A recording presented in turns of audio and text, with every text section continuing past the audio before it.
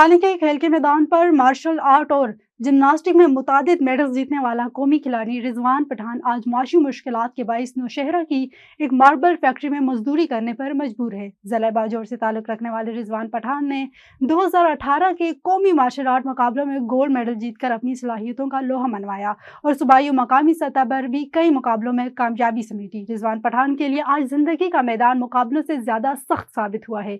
माशी तंगी से इन्हें खेल के मैदान से निकाल कर मार्बल फैक्ट्री की मशक तक पहुंचा दिया है। T20 वर्ल्ड कप कौमी क्रिकेट टीम सुपर 8 मरहले के लिए अगले मैचेस के लिए खेलने के लिए कोलंबो से कैंडी पहुंच गई। कौमी टीम आज पाली के लिए स्टेडियम में प्रैक्टिस करेगी। सुपर 8 मरहले में पाकिस्तान अपना दूसरा मैच 24 फरवरी को इंग्लैंड जबकि 28 फरवरी को श्रीलंका के खिलाफ खेलेगा। सुपर 8 मरहले का पहला मैच पाकिस्तान और न्यूजीलैंड के दरमियान बारिश की नजर हो गया था। दोनों टीमों को एक एक पॉइंट दिया गया। इंटरनेशनल क्रिकेट काउंसिल ने आइंदा बोर्ड ऑफ कमेटी इजलासों के लिए कतर को मेजबान मुल्क मुंतखब कर लिया। एलामिया के मुताबिक ICC बोर्ड ऑफ मुख्तलिफ कमेटियों के इजलास 25 और 27 मार्च तक कतर के दारुल हुकूमत दोहा में मुनक्किद होंगे। एलामिया में बताया गया कि इजलास में ICC बोर्ड ऑफ डायरेक्टर्स, रुकन ममालिक के चीफ एग्जीक्यूटिव और सीनियर क़यादत शरीक होंगे। इन अहम नशिस्तों में आलमी क्रिकेट की हाल और मुस्तकबिल से मुतालिक अमूर, पॉलिसी मामलात और खेल के फरोग के लिए हिकमत अमली पर गौर किया जाएगा।